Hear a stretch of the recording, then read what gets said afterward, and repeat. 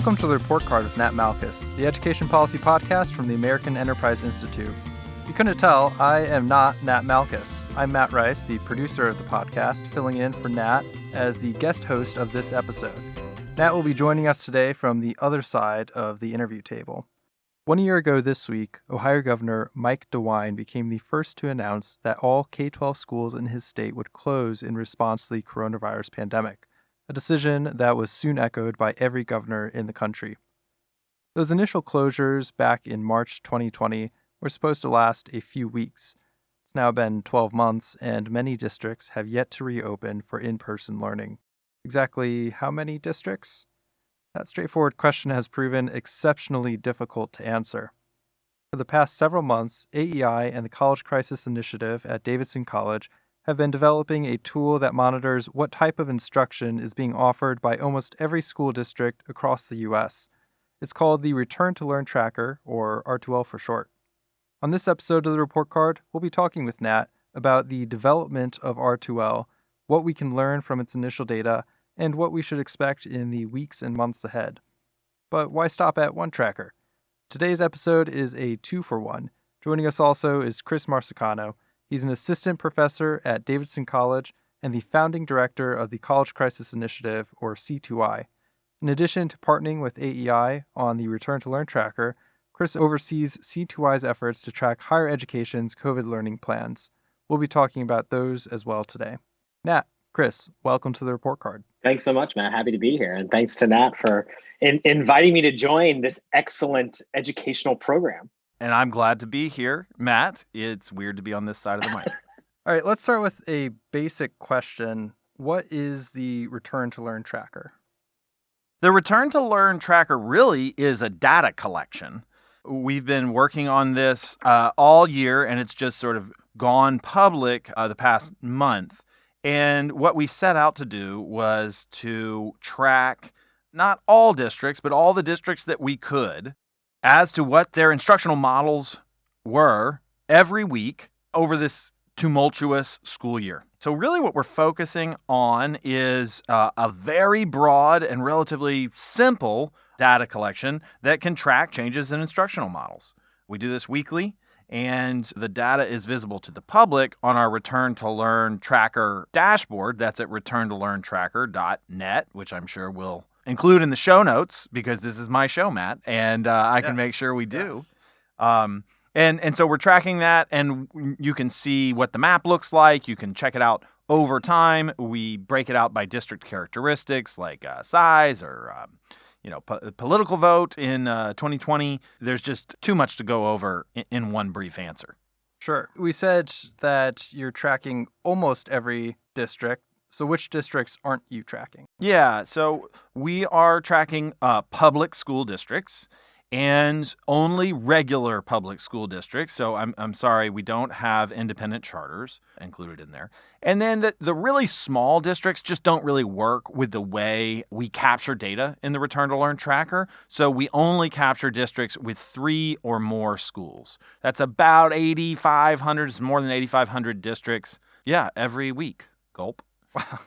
So 8,500 districts. I imagine that you're not calling each of those districts every week. So that raises the question, how does the tracker work? Yeah, so I'm going to keep this simple and you can read more about it. But basically, we have a web scraping machine, and we look on every district's website every week. And we scrape the data off the website, and we compare the data in 1 week to the data we scraped the last week, and we only look at the stuff that's new. If it's new that week, it might be an announcement. And then we take that data and we put it through sort of a machine learning algorithm, which is just fancy talk for some computer models that analyze the text that we captured and determine whether it's relevant to a change in school model. And once we have all those are sort of like flags for places for us to look. And then we have a bunch of human researchers that take it the last mile, and they go and look at the websites that our machine tells us, you need to look here because there might be a change here. And we actually determine whether there was a change, when it happened, and we log that on our time series. And that's a lot of work, that last mile. And that's one of the reasons that Chris and his team at C2I are absolutely essential to this work. Chris, I want to talk about C2I's position in this and some of the data that you're collecting on higher education. But first, hearing Nat describe the mechanics of the Return to Learn tracker, I'm wondering how C2I's tracker compares in its basic approach to tracking responses to COVID. Yeah, sure. So our tracker is sort of at its base level pretty similar. I think Return to Learn is a little bit more advanced in that it adds that natural language processing component that we just don't have. Effectively, we use the people power at the beginning and ending of our tracking of colleges and universities, not just at the end. We have students go out. I've got 56 students, Davidson College students, who are brilliant and talented and incredibly hardworking, and go out and collect data on mode of instruction of 2,986 American colleges and universities. After that initial data collection of mode of instruction or COVID-19 testing protocol or vaccine protocol, what have you, we then input all of those institution websites into our own Spider, our own tracker, which then also flags for us changes from the previous day. Now, where we are different is what Return to Learn has done, sort of an innovation here, is by really adding that natural language processing component, understanding sort of where the major differences might be, having better flags, not just has it changed, but has it changed in a way we expect? Has it changed in a way that we think needs to be reflected in an updated data? And so once we then send C2I students back to support the Return to Learn tracker, that's again sort of like what the College Crisis Initiative tracker does as well. And Matt, one of the big differences here isn't as much a difference between the trackers. I mean, it is, but it's a difference between colleges and schools, right? I mean, school districts are changing weekly in their statuses. Not each school district, but there's always changes. Whereas colleges, they set themselves up for a semester and they're not moving back and forth on sort of the fundamentals. Right. We may see a college go on a 2-week pause after a big party was uncovered, or I think my favorite example was after Notre Dame students rushed the field after Notre Dame beat Clemson. There's sort of a pause in in-person instruction shortly after that. But we're not seeing the sort of multiple changes per institution that we do see among some of these districts. Matt, were you on that field? Because I know you're a huge Notre Dame fan. I was not. But as an alum, I appreciate the example. Nat, the R2L dashboard includes data on things like poverty and broadband access and district size. I imagine that you're not tracking those things. So where are those data coming from? Yeah, we have a whole bunch of external pieces of data that we bring in here. And it should be noted that we have a machine, but we also borrow from every data set that is available to us. MCH Strategic Data gave us a huge help with their work from before February, and we've incorporated that. And we gather data from about, 27 states now. And states, as you bring data online, will use yours too. But on top of that, there's just a bunch of data that's already existed that give us ways to look at how districts might differ. So we don't track how districts voted, but there's a data set that we got from USA Atlas that gives us sort of county level voting data, so we can look at it by Trump and Biden vote. Those are big differences. We have it by a bunch of other variables, from about 7 different looks at poverty to minority test scores. We have mask usage from the summer. We have any number of things, and we don't have all those up, but they're coming soon. So if you're interested in more details, stay tuned. Sounds good. One more piece of table setting that we should get out of the way here. What exactly do you mean by in-person, hybrid, and remote? What are the rough definitions? That is a key question to understanding this. And so I may belabor it a little bit, but when we talk about remote districts, we mean fully remote. All of their schools are remote. When we talk about, and they could have pre-K, K, and first grade students in and still be considered remote. If you're fully in person, all grades have an option for students that want to go in person. It doesn't mean that everybody is forced to be in person. And everybody else is captured in this hybrid category. And it's important to understand that this is at a district level.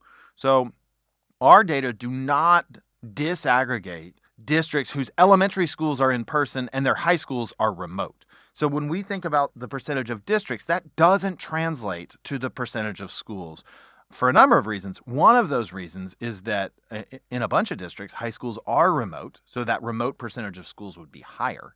And in a bunch of districts, their elementary schools are fully in person, or at least have that option. So this is really the districts that are fully in one or the other. And then the other thing that you got to realize is we are counting by districts, and our percentages are the percentage of districts. Well, there's 1,500 plus schools in New York, and there's not in, I don't even know what the small districts are, but, a district that has 3. So the school level percentages are quite different. We'll be reporting those by the percentages of schools covered, but it really makes a difference on size. Absolutely. So we've been talking a lot about how the Return to Learn tracker works. Let's talk about the data. First off, how many districts are remote and hybrid and in person? Sure. So to be very specific, Matt, we mean how many districts are fully remote. And as of March 1st, we have 14%. We have 36% that are fully in person. They have an option for full in-person instruction, and that leaves exactly half that are in some hybrid format or part. That's been changing over time. It sort of reached a height of remote instruction, not counting the very beginning of the year, but from November, remote instruction sort of increased around the holidays, and that's also when we had those huge increases in COVID cases. And then since January 4th, every week we've been moving sort of less fully remote districts, and those are moving into either the hybrid or into the fully in-person. So March is our 3rd month when we're steadily moving back towards some form of in-person instruction. I'd like to jump in and say a lot of this varies across varying different sort of characteristics of the district or of the county in which the district is located. So for instance, those places with high levels of access to broadband internet have a larger percentage of their districts that are fully online. And those with low access to broadband internet are more likely to be in person, fully in person. The same goes for presidential vote. Districts that voted majority Biden are more likely to be online, and districts that voted majority Trump are way more likely to be in person. So, your mileage may vary on this depending on where you are in the country. And I think that's an important component to mention here, is that not all districts have the same assets or the same culture. And so we shouldn't expect the same results in terms of their reopening plans because of those differences. Yeah, and I think there's a lot of differences at play here. And, this is not what Chris and I would call multivariate, right? This is just looking at one cut at a time, and they all overlap considerably. So, when Chris points out that there's broadband differences, that sort of makes sense, right? I mean, if you have more broadband access in your area, then you could be a little bit more relaxed if you're fully remote, because you don't have a bunch of students, or at least as many, who can't access that remote instruction. So that makes sense. And then when you go to the next cut, like district size, well, small districts are much more likely to be in person. That sort of makes sense. And large districts are much less likely to be in person and much more likely to be remote. So you really have to kind of go through all these things to try and get an understanding. The main thing that we're trying to put out on the tracker is a variety of ways to look at this and understand what's a pretty complex pattern. And then just to make it even more difficult, we show it to you over time. So there's plenty to drink from this fire hose. Well, you have a lot of fascinating data. One question for you. Why did you build R2L? And I emphasize you. Why not the U.S. Department of Education or, state departments of education? Yeah, so, I mean, I don't have an answer for the U.S. Department of Education. I mean, there's some reasons you can offer. They don't have the statutory authority to do this kind of steady data collection and so forth. But I think that it's sort of ridiculous that they haven't done more up till now. I don't know the degree to which politics played into that at the end of the Trump administration. They're working on something of that nature now. But I would say that that it's just fair to say that they're behind the 8 ball on this.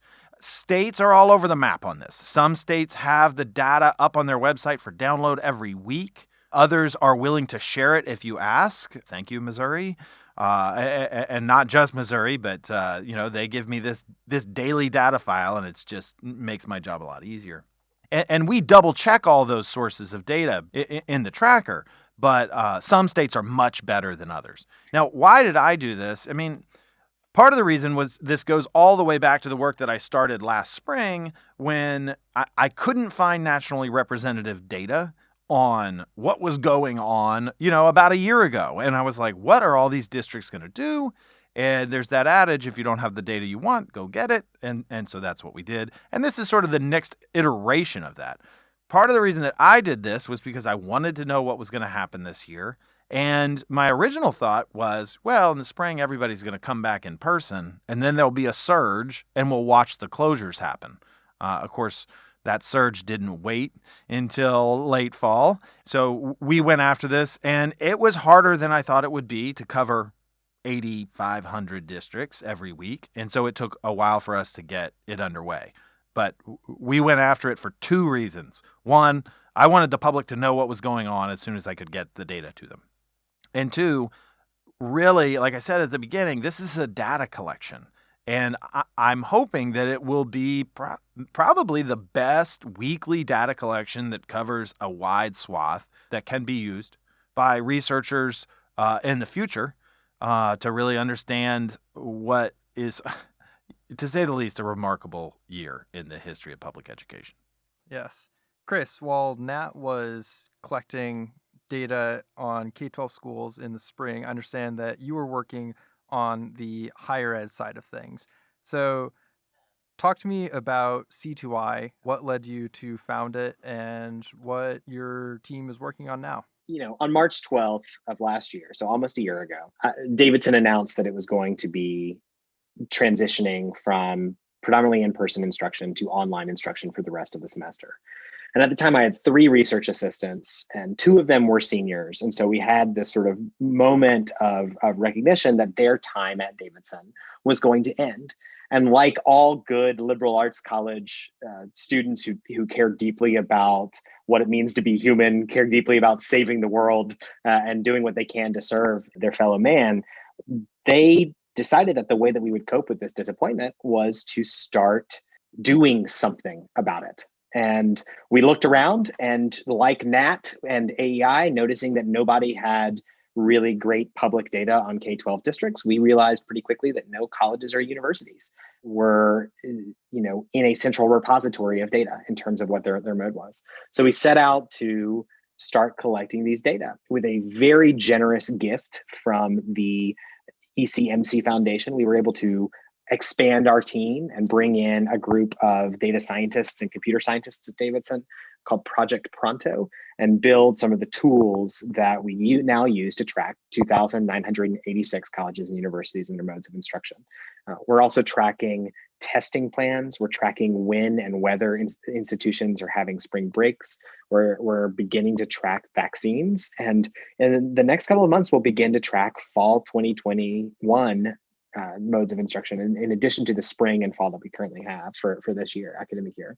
And so we have tried to be a resource. Every researcher who's asked for our data has had the opportunity to use it. And so we want to be a resource for people to do exactly what the goal of R2L is to be that central data repository for great research for years to come.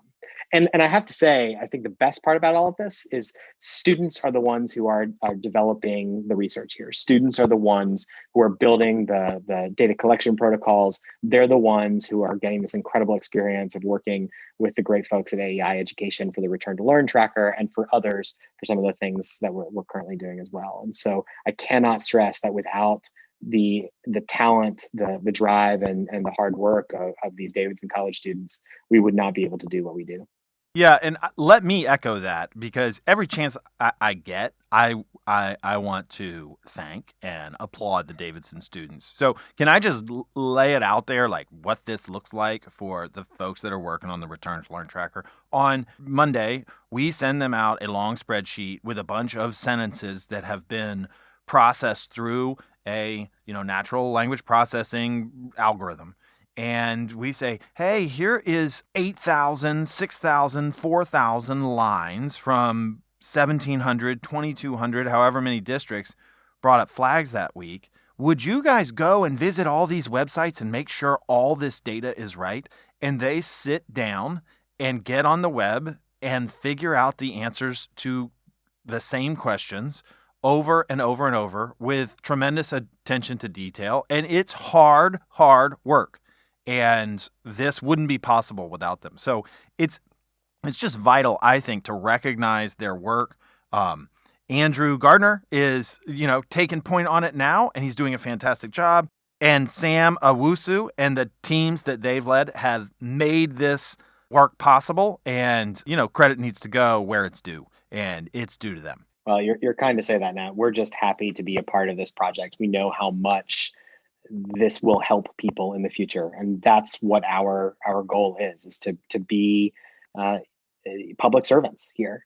And so every single one of these students that I have the privilege of working with has just been thrilled to work with AEI Education on the Return to Learn tracker. K-12 and higher ed are distinct domains in the education world, but this past year they faced many of the same challenges, namely giving students the best possible education during a global pandemic. Chris, having a foot in both domains with your C2I dashboard and now R2L, do you see any lessons that K-12 could take from higher ed or vice versa in response to the pandemic? Sure. So I have to be very clear and honest here. I was very, very skeptical that higher education institutions could open safely and have students on campus and be able to keep their students healthy and safe. I was wrong about that. The data just show that there are some institutions that if they take the right approach in terms of testing, in terms of social distancing, in terms of building structures so that students can be safe, they can keep everyone healthy and happy.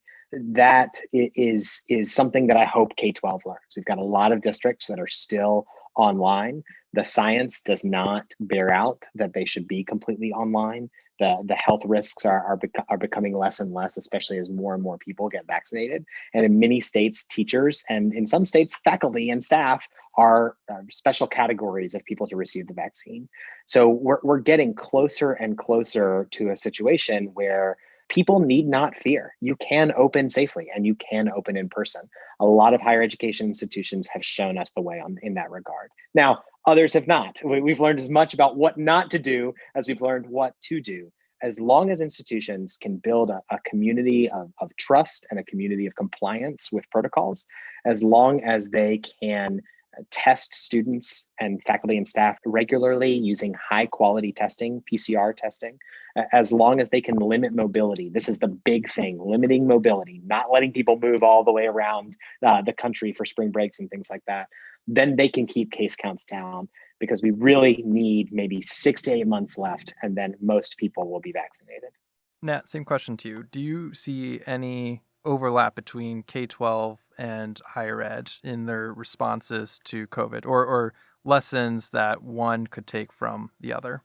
Well, I do. I think that we can learn more from colleges than school districts in some respects because they seem to have been better sources of data, a little bit more self-reflective. And so they do offer some lessons. And I completely concur with Chris. I was pretty skeptical about reopenings when we were sitting at July 15 and the numbers were just going up and up and up and up. And I thought, man, this is just crazy. I didn't know which end was up, but it certainly made me nervous. And I think that on both of these levels, the post-sec and the K-12, we've just learned an enormous amount since then. I mean, part of what we've learned is that there's actually a bunch of districts that were open in November and December. And if there was the huge fallout that we would have expected, I'm telling you, there are journalists out there that would have figured it out and reported on it. We just didn't see the fallout that everyone had expected. So I think there's just a lot of reasons to trust now that we know what to do. And quite frankly, I've read a lot of district websites over the past year, and there are some districts that I think are still not taking the precautions that they should. I think that there's some sort of easy things to do school in person safely, and some districts aren't doing that, and I still think that they should. But even then, we haven't seen the fallout that I would expect. So I do think that this is doable. I think it's achievable, and I think we need to share those stories. I mean, if you just read in the papers, a lot of what you're going to hear is, oh, schools are closed, all schools are closed. Well, not all schools are closed. In fact, a lot of them are open and have been. And I think we need to trumpet those positive messages so that people can sort of change their mind about what is possible. Because in too many places, their sense of what is safe and what is achievable is still rooted in April of last year, when we really didn't know all the things that we know now. And just to add on to that, I hear a lot from teachers. They're concerned about getting sick. They're concerned about contracting COVID-19. But like Nat said, we have a lot more information in March of 2021 than we did in March of 2020. And one of the pieces of information that we have from various CDC reports is that teachers are more likely to contract COVID-19 from each other than they are from their students that they're teaching. And so it's really, really important that any sort of plan to reopen takes into account some of these realities and is not based in fear, but in the research and the knowledge that we now have. There's one other difference that I want to talk about between higher ed and K-12.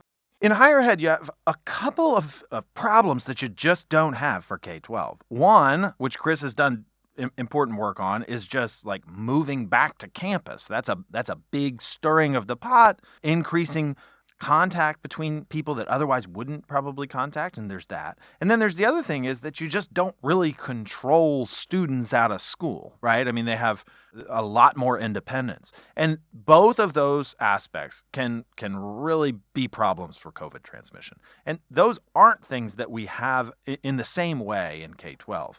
And in fact, some of those things can be sort of advantages in K-12. When you have students at home, especially under pandemic fatigue, you can have those students going to places and interacting with more groups in an unregulated environment, when instead you have schools open and even open part of the time, so that there are some social outlets and there's an increased responsibility to sort of follow those rules. Then you actually have regulated environments where you're saying, kids, stay where you can social distance. Let's keep that mask usage up. Let's do what we can with some rules in place.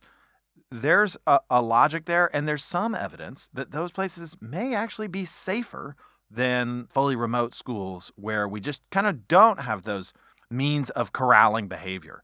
And I think that that's less important as these COVID cases keep dropping, and there's no wood to knock on here, but I would if there were.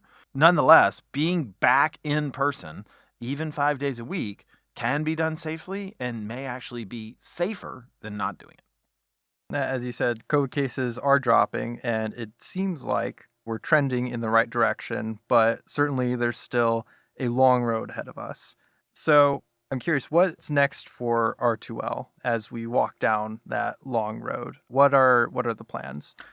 Matt, I feel like the guy in the old Dunkin' Donuts commercial who got up and said it's time to make the donuts every morning, because we took up the burden to update this thing weekly. And so every week we are going to watch this change. So I have my work cut out for me for the rest of the year.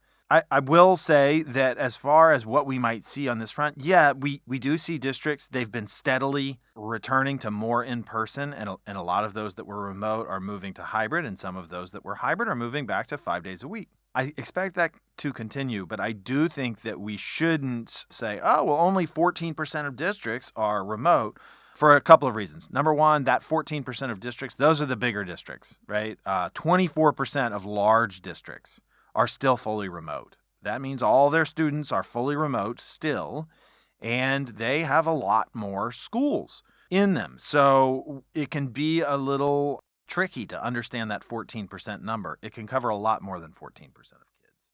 And so there's more work to be done there. And then there's also the slowing rate of the return that we've seen over February. January, a lot of folks were moving towards in-person instruction, and that has slowed down. And so I think we're sort of back at that place where it's very stubborn. These are the places that are just going to take a lot more work and a lot more convincing to say, let's get these kids back in school. I don't want to come off as some ultimately strident advocates, damn the torpedoes, send the kids back. I just am consuming the information and the research that we've had, and I'm convinced that this can be done, and therefore it should be done. But I do think that there's a last mile here this school year that's pretty important, both for students this school year and for setting up expectations for next school year. If we can do it now, we should, in order to make sure that we have as high a proportion of students back in person in school buildings as possible next August. Chris, what might we see on the higher education front? Will colleges be releasing extensive return to learn plans for fall 2021? We've begun to see colleges do that already. I don't put much stock in those plans. And the reason I don't put much stock in those plans is because this time last year, I guess a little bit later than this time last year, colleges were saying that they were going to be in person, only to do an about face several months later. And in some cases, to do an about face 6 or 7 days into the semester, like the University of North Carolina, Chapel Hill did, right? So, I think it's important that people who are watching colleges and universities and their plans for next year take anything said with a grain of salt. That said, I expect the majority of institutions that were previously in person prior to COVID-19 will continue to be in person post COVID-19. And that's for the simple reason that for a lot of these institutions, their business models require it. They need students living in residence halls. They need the auxiliary revenue that comes with all the things that happen on a college campus in order to keep their doors open. That's not places like Harvard or places like the University of Maryland, which have other funding mechanisms, massive endowment and state appropriations, respectively. But I think it's important to state that the vast majority of institutions we predict will be in person in fall 2021. Well, there's a lot of time between now and then, and a lot could happen. So we'll have to have you back on the report card to see if your predictions are true. I would love that. I think the one thing we're watching with eagle eyes here is whether or not institutions are going to require the COVID-19 vaccine for students to return to campus or for students to enroll at all. Keep in mind that's very normal. It's very normal for colleges and universities to require vaccines, measles, mumps, and rubella, tuberculosis. This is a normal thing for colleges to do, to require these vaccines. But I do wonder to what extent they'll be willing or able to require the COVID-19 vaccine before fall 2021. That's what we can talk about if I'm lucky enough to be invited back. We will have you back. Matt, this isn't your podcast. How can you make such a call? I'm sitting in the host chair now. Nat, Chris, thank you for coming on the report card today. Oh, thank you, Matt. Thank you, Nat. Thank you, Matt. Thanks for listening to the report card with Nat Malkus, and special thanks to our guests, Nat Malkus and Chris Marsicano. For weekly updates on the status of America's return to in-person learning, subscribe to the R2L newsletter at returntolearntracker.net. If you're interested in higher education's response to the pandemic, check out Chris's C2I work at collegecrisis.org. Remember, you can subscribe to the report card on iTunes, Spotify, or wherever you get your podcasts. While you're there, leave us a review. It helps other folks find the show. As always, you can send your comments, questions, or topic suggestions to ed.podcast@aei.org. That's it for this episode. Filling in for Nat Malkus, I'm Matt Rice.